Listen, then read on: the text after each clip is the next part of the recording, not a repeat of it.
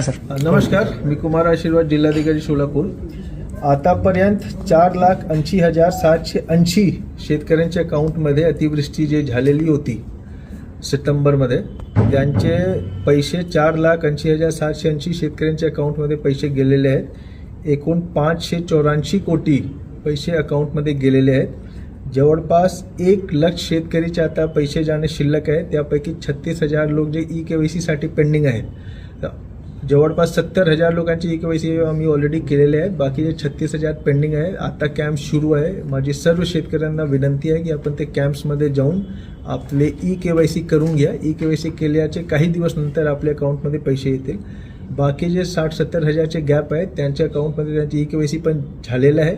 70-75 हजारचे शेतकरी आहेत EKYC चे लोकांना काढल्यानंतर त्यांच्या अकाउंटमध्ये पुढच्या 7-8 दिवसात त्यांच्या अकाउंटमध्ये पण पैसे जातील. तर मी पुन्हा सर्व शेतकऱ्यांना आवाहन करतो की आपण कृपया त्यांचे आपले EKYC लवकर करून घ्या. खूप खूप धन्यवाद.